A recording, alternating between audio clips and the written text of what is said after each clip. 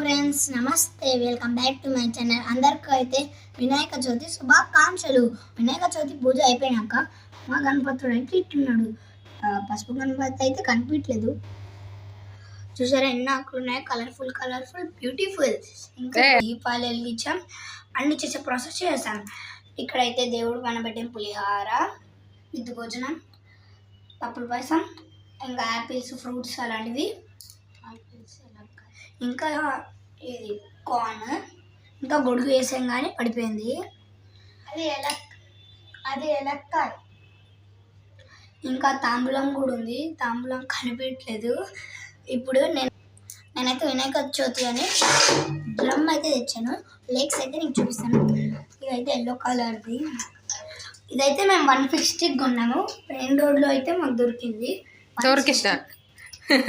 కొన్నామనాలి, దొరికింది కాదు. సో ఇప్పుడు నేను చూపిస్తా. సో ఇది చూసారా, ఇక్కడైతే ఇక్కడ పట్టుకోవాలి, ఇదైతే వాయించాలన్నమాట. Yes, 1 2 3 go.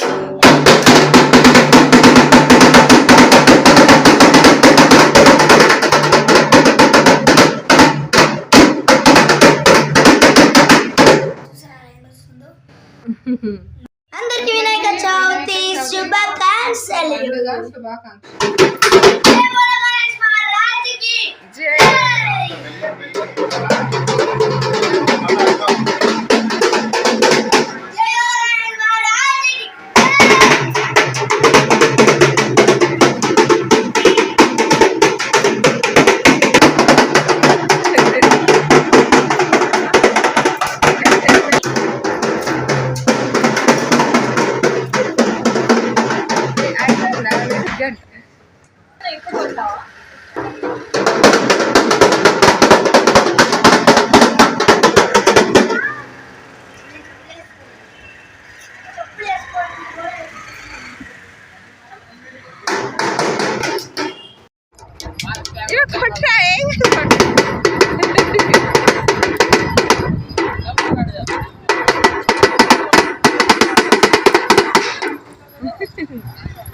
ఎందుకు నాన్న పడేస్తున్నావు?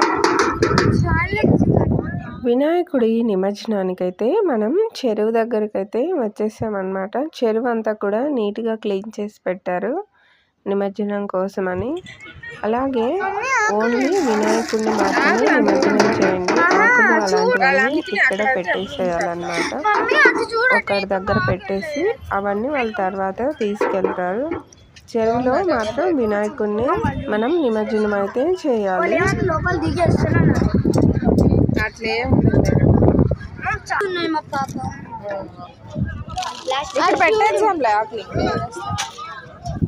అక్కడైతే మంచిగా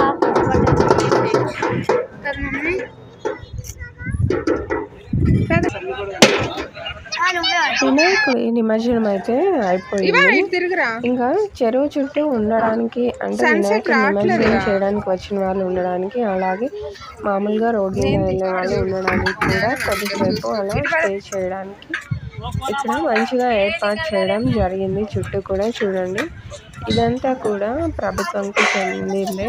అలాగే దీనికైతే ఎంట్రీ ఫీజు అయితే ఏం లేదన్నమాట. చెరువు దగ్గరే ఇక్కడ కొద్దిసేపు ఆడుకున్నారు. అలాగే చుట్టూ కూడా చూస్తూ ఉన్నారనమాట. మనలాగే చాలా మంది నిమజ్జనం కోసం వచ్చారు.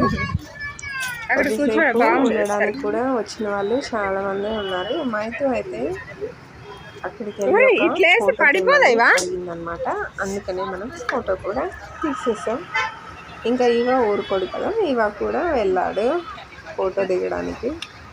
బ్యాక్గ్రౌండ్లో అలా వెహికల్స్ వెళ్తూ ఉంటే చాలా బాగుంది చూడడానికి. వచ్చిందా? ఇదంతా కూడా చెక్కతో చేసింది. వర్షం పడితే పాడవుతుందో లేదో మనకు తెలియదు. చూడడానికి అయితే చాలా అందంగా ఉంది. చూడవే వచ్చింది. మైక్ అయితే ఫోటో దిగడానికి ఇలా ఎక్కుతుంది పైకి. వెనకాల ఇంకా కింద ఉందన్నమాట. కూడా అక్కడ కూర్చోమని చెప్పాను. రెండు చెట్ల మధ్య అలా కూర్చొని ఫోటో దిగుతుంటే చూడడానికి బాగుందన్నమాట. అందుకని అక్కడికి వెళ్ళి ఒక ఫోటో అయితే తీసుకుంది మైతు. చూడండి వెనకాల ఏం ట్రీస్ మనకు తెలీదు. బాగుందిలే, మెల్లకి దిగి పక్క.